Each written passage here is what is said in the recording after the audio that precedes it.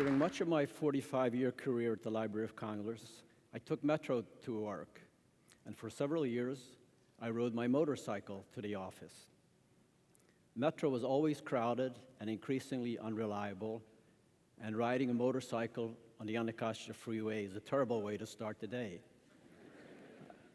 So one day I was looking at a map, and I realized that the Anacostia River actually flows parallel to the Anacostia Freeway. Having grown up as a river rat on the banks of the Delaware River, I liked being on the water, so I thought, wouldn't it be great to commute to work by boat?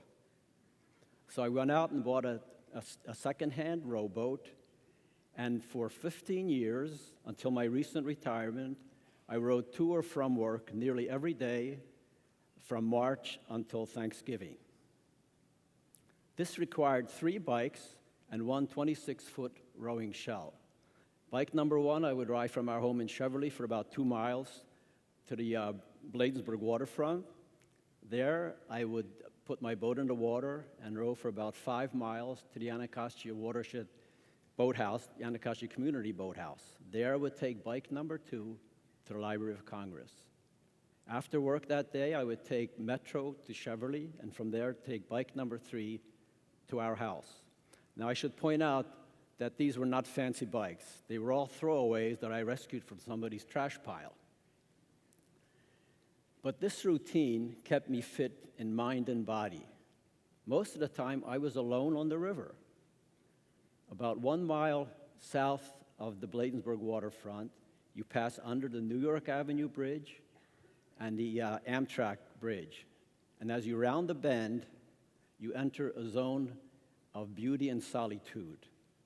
The traffic noise fades away, and you're suddenly in a place where you see no buildings, and it's almost perfectly silent. It's hard to believe that you're in the heart of the nation's capital. On the right-hand side, you pass the National Arboretum. On the left-hand side, you pass the aquatic gardens.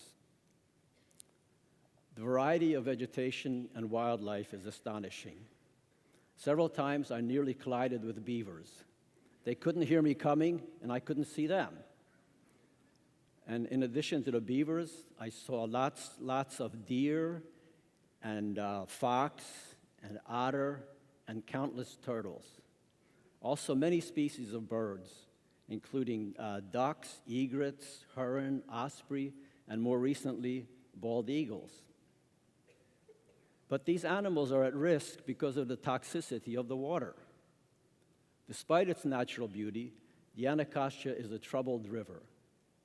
After heavy rainfall, sewage overflows and trash pour into the river, and the river bottom is loaded with toxic sediments. Many of the fish have tumors. One morning, as I was getting ready to launch my boat, I saw a tire floating by, and trapped in the center hole of the tire was the carcass of a huge dead terrapin. Another day, as I was rowing home, I was caught in a cloudburst. A torrent of filthy water pouring out of Hickey Run nearly capsized my boat. Now, Hickey Run is a small stream that starts around New York Avenue and flows through the Arboretum. Many times, I had to navigate my boat around large islands of floating trash. But in the last 15 years, the river has improved greatly. When I started rowing, I had to launch my boat from a pile of rocks at the Bladensburg waterfront. Now that's the location for a first-rate facility with clean restrooms, storage docks for boats, and floating docks. And just downstream of the Bladensburg Marina, what used to be a landfill is now a wetland. Trash traps and community-led cleanups have led to a big reduction in the trash along the river. Cleanups organized by the Anacostia Watershed Society have played a big role in this also.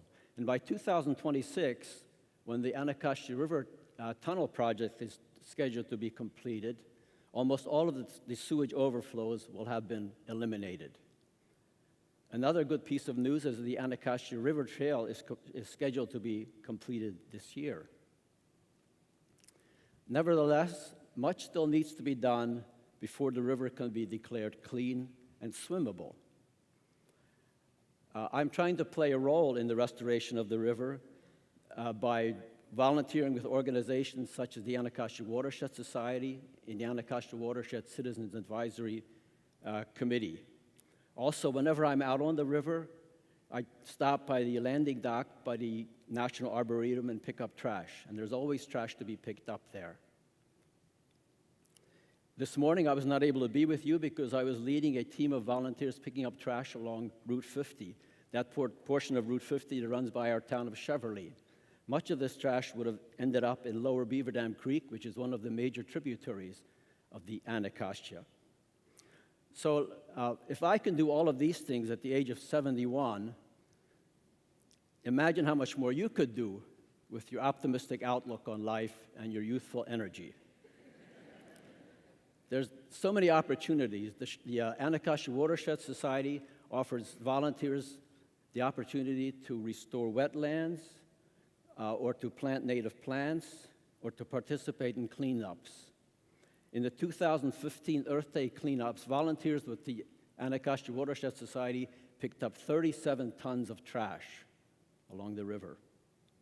If you prefer working with smaller groups, you might volunteer with some of these smaller watershed groups, such as the Friends of Sligo Creek, the Friends of Lower Beaver Dam, or the Friends of Paint Branch. These are community-based groups that focus on the environmental health of a particular tributary of the Anacostia. Another thing you might do is lobby for legislation that is beneficial to the river. Much of the trash in the river consists of plastic bags and bottles. DC and Montgomery County have passed legislation dealing with plastic bags, but the legislators in Prince George's County still need to be convinced. And none of the jurisdictions that border on the river have done anything about plastic bottles. So I invite all of you to please spend some time on the river. Let the river seduce you. It is so exciting to see this waterway that was once so neglected and that was considered just a dirty river separating the city, now becoming a world-class, natural, beautiful, scenic waterway accessible to all.